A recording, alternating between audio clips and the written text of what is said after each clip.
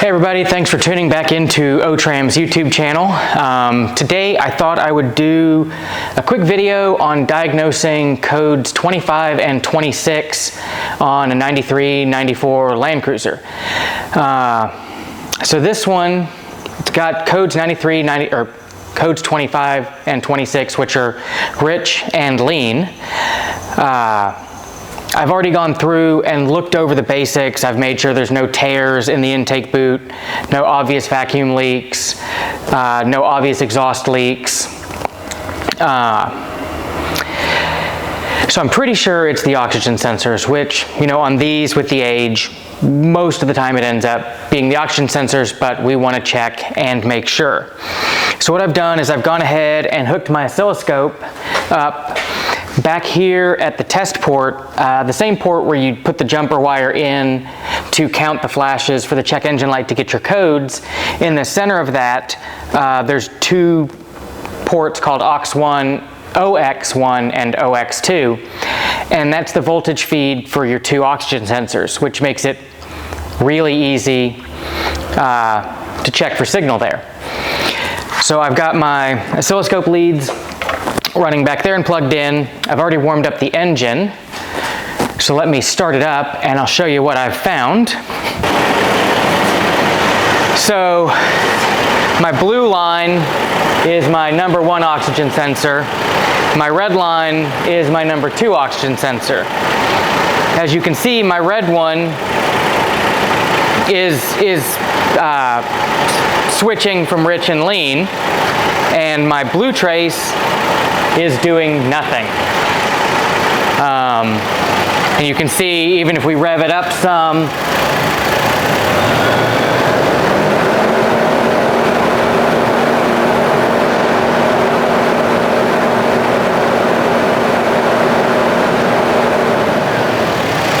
revving it up, we get, you know, closer spaced switching on the working sensor, but we're still getting just weird hash on the bad sensor. And before I started filming, I did go through and pin out right at the sensors, same results. And then I'm going to turn off the bad channel just so we can see the red trace, the good channel, a little bit better, just to show how I would test if both of them were switching but weren't switching well. So we can do a quick test to make sure it's responding. I've just pulled a vacuum line off to force it lean, and you can see I flatlined, and then it's going to kind of figure out what's going on and the computer's going to correct. And then there's me putting the sensor or the vacuum line back on. And we're back to making nice switching.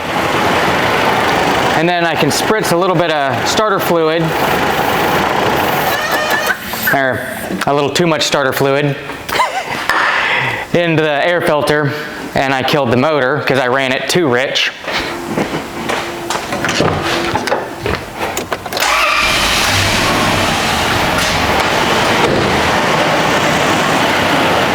But you'll see it run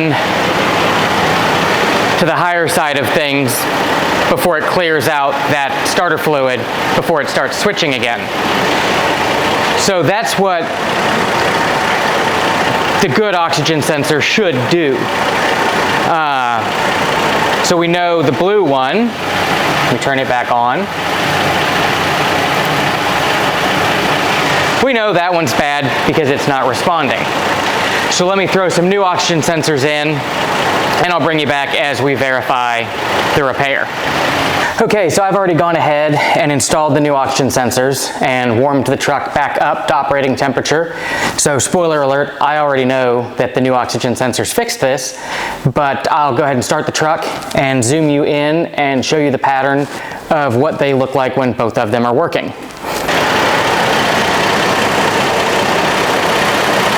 And as you can see, our red trace and our blue trace are both switching from rich and lean. And I'll rev it a little bit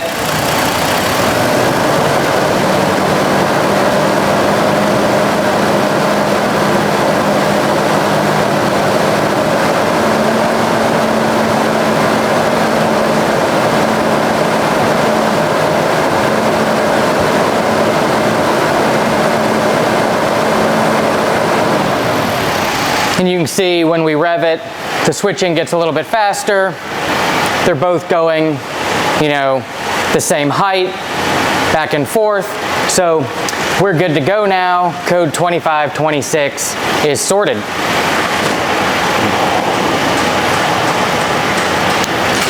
So yeah, just wanted to show you a quick video on how we go through and diagnose a 2526.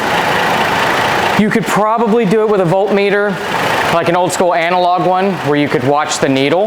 The digital ones that auto range average the signal, so you're just going to get the average of the voltage and you won't see the swing, which is what makes an oscilloscope real nice because you can actually see the pattern displayed.